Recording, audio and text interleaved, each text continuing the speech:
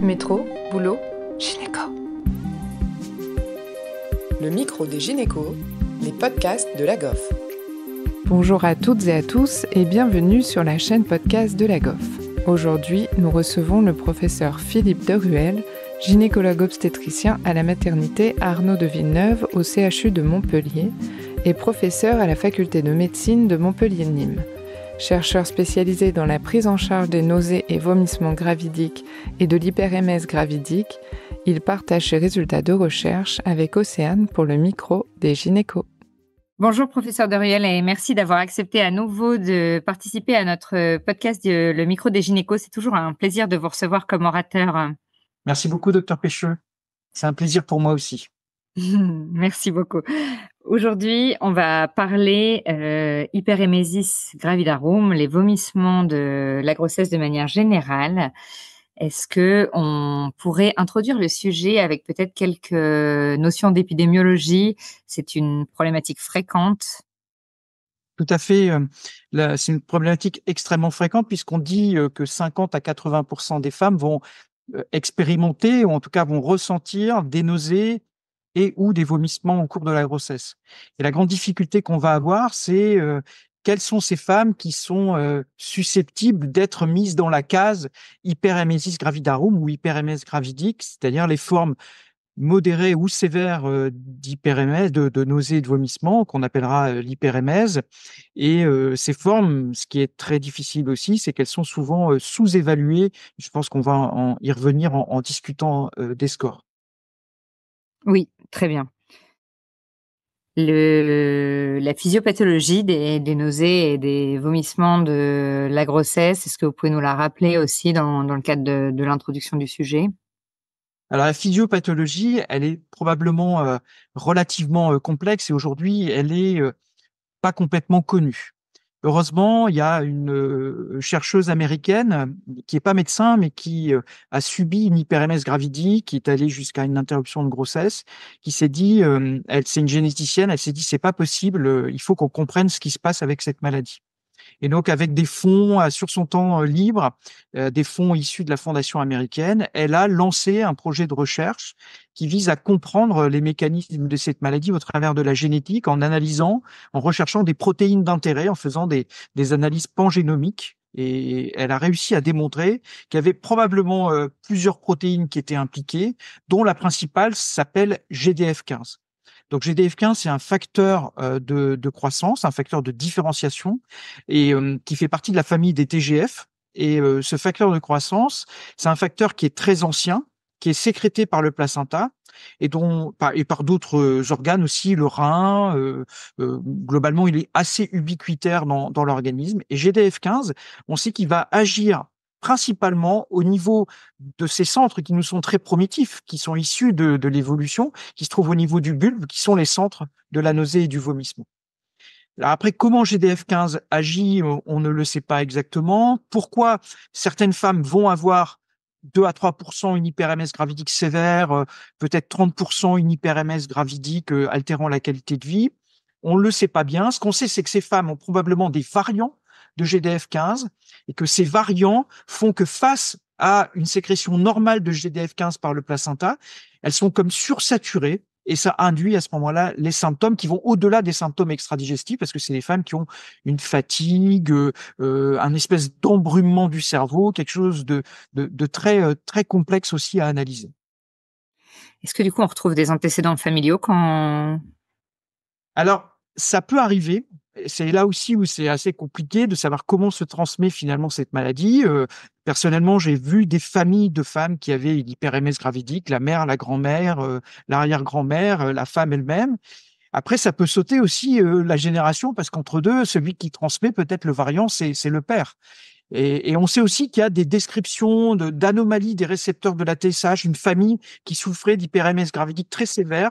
Dans la littérature, il y a à peu près 20 ans, avait été publié ce cas de cette famille avec des symptômes très sévères pour lesquels il y avait une modification des récepteurs de la TSH. Donc on voit bien que GDF15 joue probablement un rôle très important, mais il n'y a pas que GDF15, il y a probablement une implication d'autres hormones, thyroïdiennes, HCG, peut-être moins importantes, mais en tout cas, elles concourent au mécanisme de la maladie.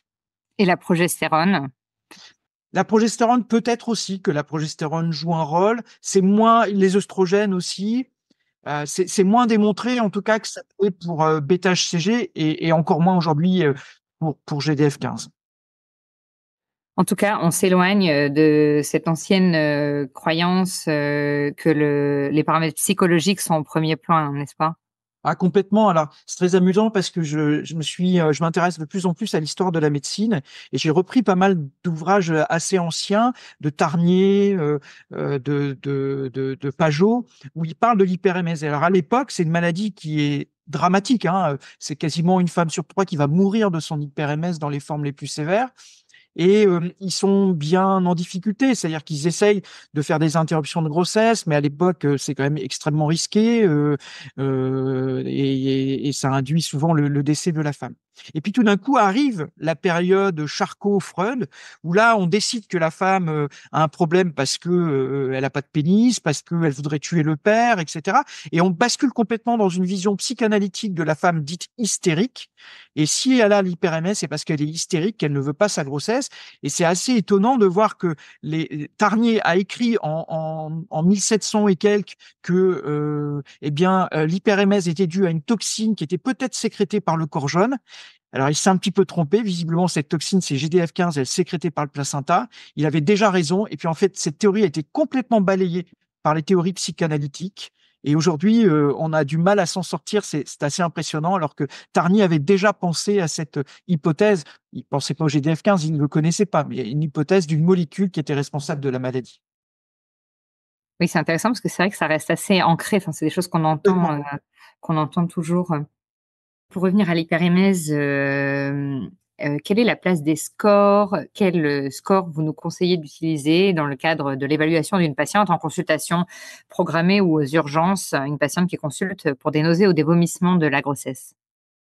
Alors euh, aujourd'hui, ce qui se passe, c'est que la vision de la maladie était très centrée sur les symptômes digestifs. Et jusqu'à 2021, à l'époque même où on faisait les recommandations pour la pratique clinique, le score qui était recommandé était le score PUC. Donc ce score qui a 3 questions, qui a été modifié en ajoutant des éléments de qualité de vie, en disant un petit peu comment la femme se sent. Et c'est un score qui va jusque 15. Les formes sévères, c'est de 13 à 15. C'est le score qui est recommandé par la plupart des sociétés savantes parce que c'est l'un des seuls qui a été clairement validé en anglais, en français, dans d'autres langues.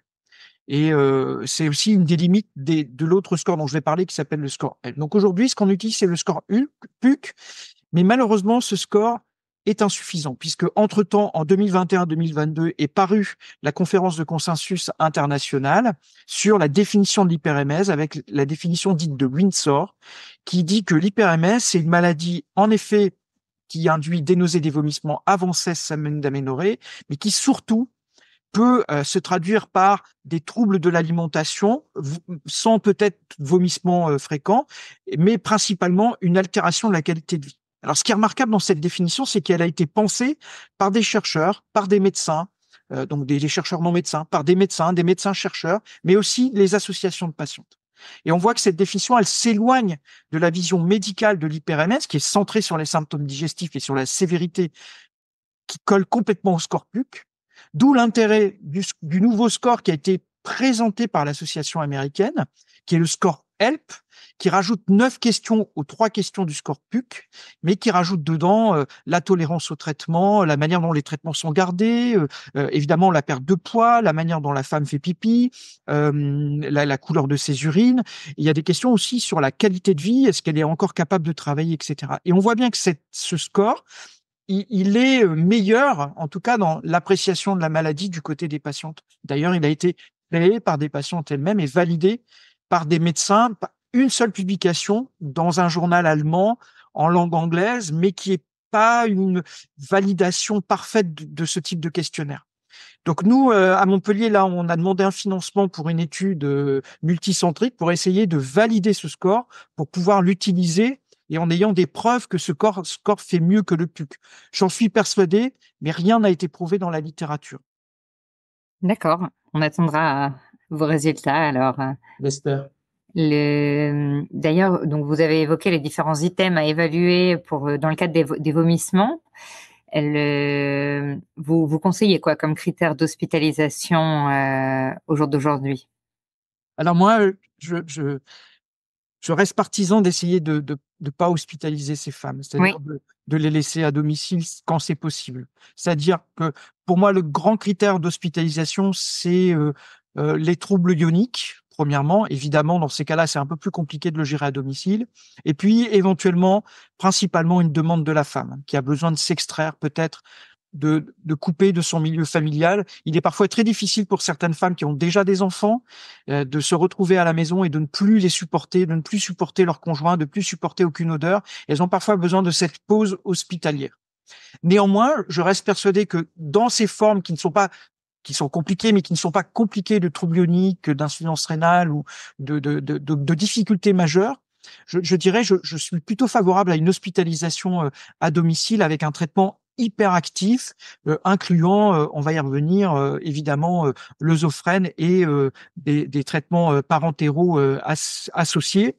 Pourquoi? Parce que les femmes, elles sont quand même mieux à la maison, dans leur environnement, et le rythme de l'hôpital est parfois pas cohérent avec la maladie où on a vraiment besoin d'être relativement isolé et de se sentir aussi dans une forme de cocon, ce qu'on peut difficilement retrouver à l'hôpital. oui, plus favorable pour elle et puis aussi des économies de santé En plus. probablement.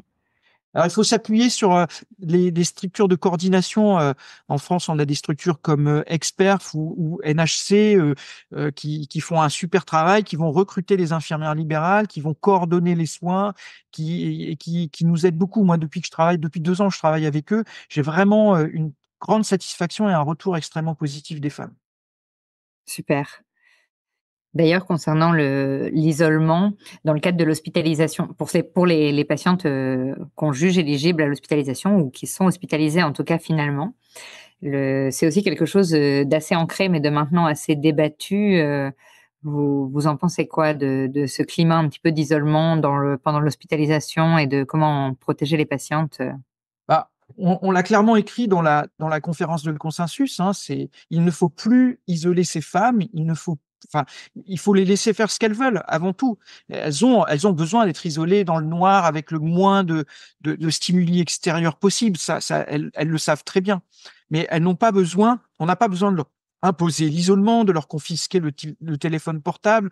Elles ont le droit aux visites. C'est pas à nous de décider, c'est à elles de décider qui vient les voir et quand on vient les voir. Évidemment qu'elles vont s'auto-limiter. Elles n'ont pas envie d'avoir toute la smala qui vient tout l'après-midi. C'est pas compatible avec leur maladie. En tout cas, et ça, on le retrouve dans des écrits des années 1950. C'est-à-dire qu'on disait, il faut leur retirer la bassine parce que comme ça, elles n'auront plus de bénéfices secondaires à vomir.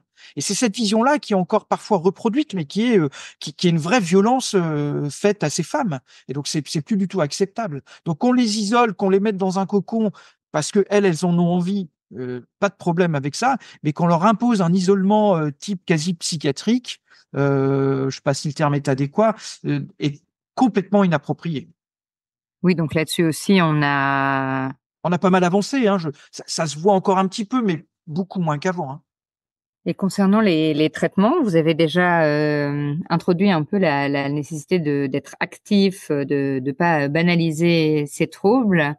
Est-ce que vous pouvez nous rappeler un petit peu les recommandations ou ce que vous avez discuté pendant le consensus à ce sujet? Là, on va distinguer les trois situations.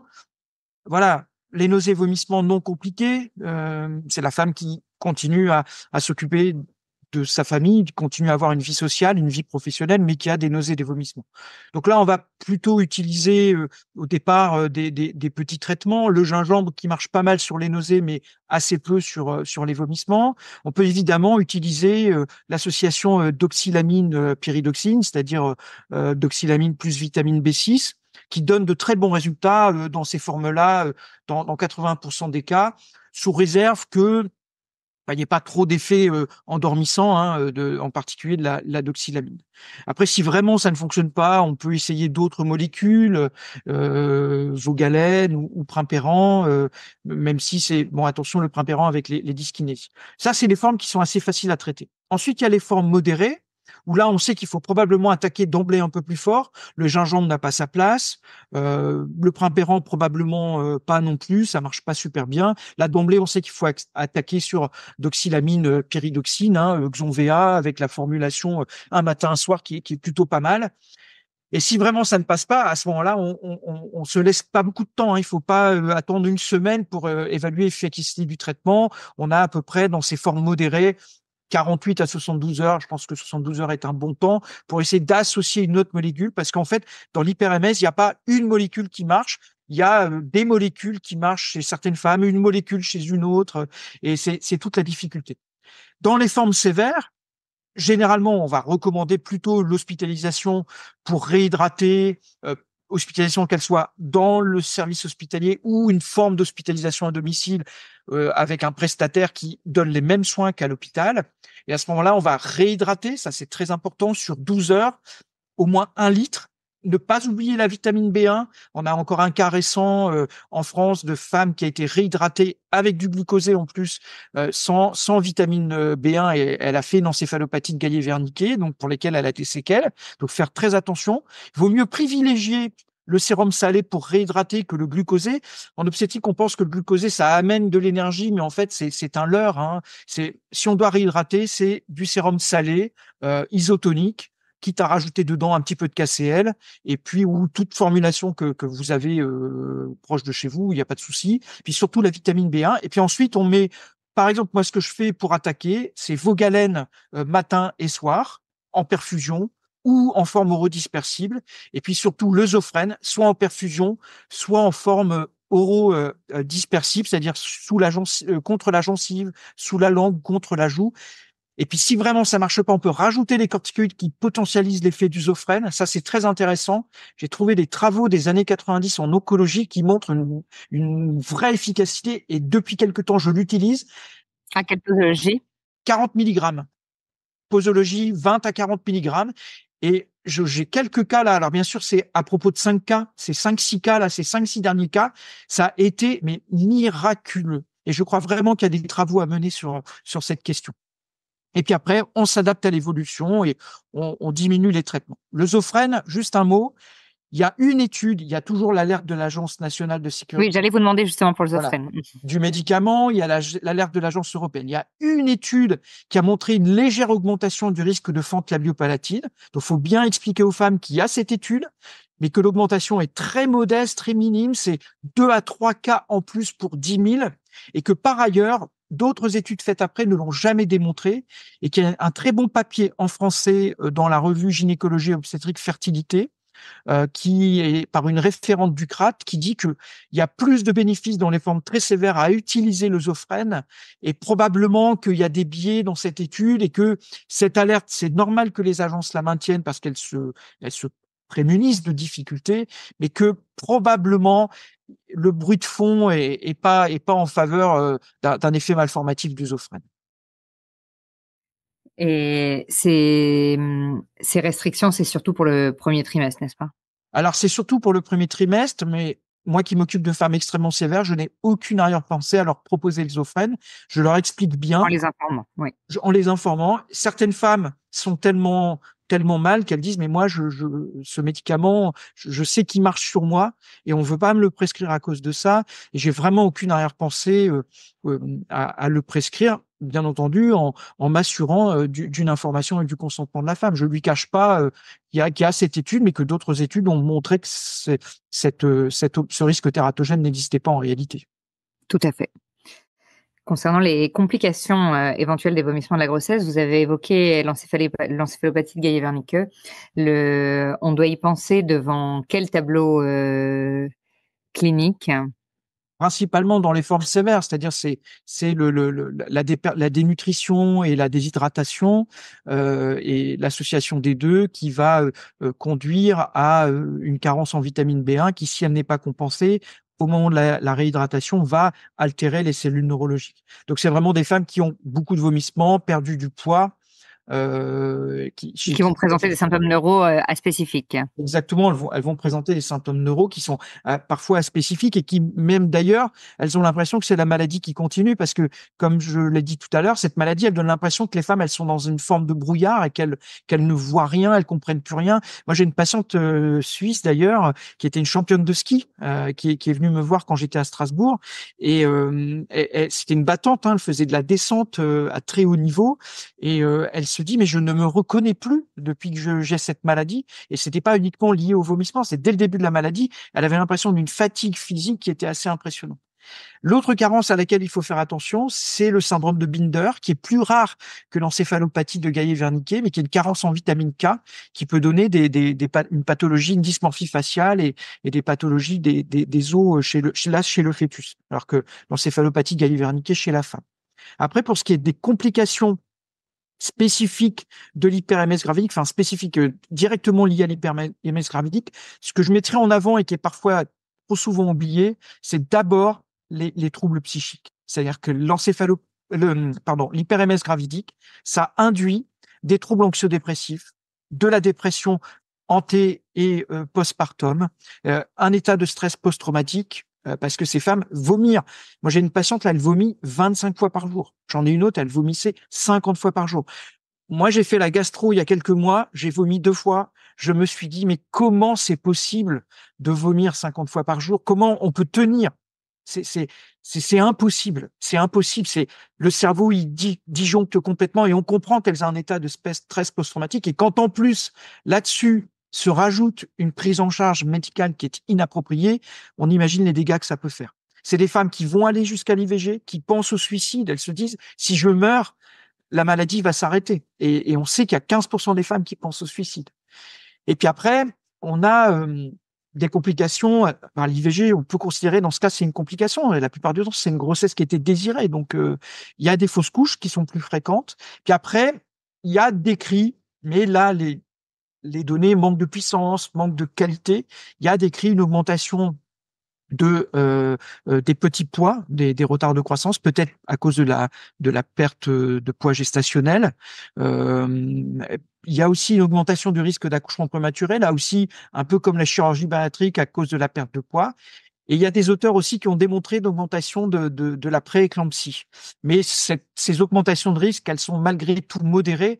Fort heureusement, la plupart des femmes qui auront une hyper-MS gravidique va s'arrêter au premier trimestre, voire au 4e mois, donc dans la grande majorité des cas. Et puis ensuite, elles vont récupérer, ce qui fait qu'on ne verra pas ces complications-là. Ce qui concourt aussi finalement à l'invisibilisation de la maladie, puisqu'en fait, les grandes complications pour un obstétricien, elles passent un peu inaperçues et on sait bien combien passent inaperçues les conséquences psychologiques des maladies qu'on prend en charge parce que on n'est pas bien formé pour les dépister finalement.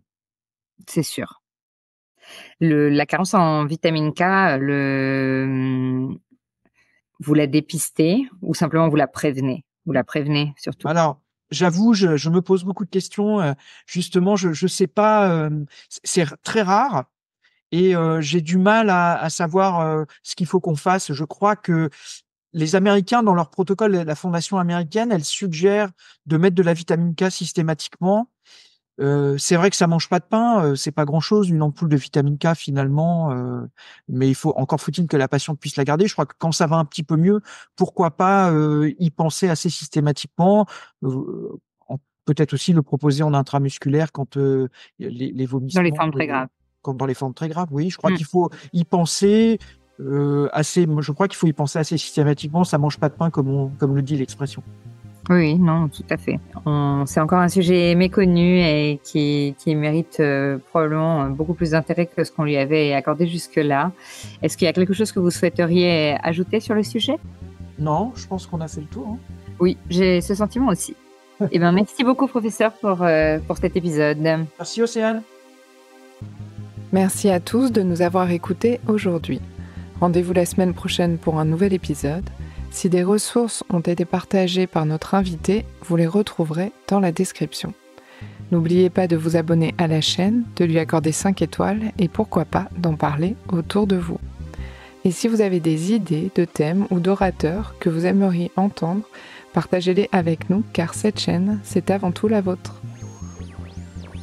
Métro, boulot, gynéco.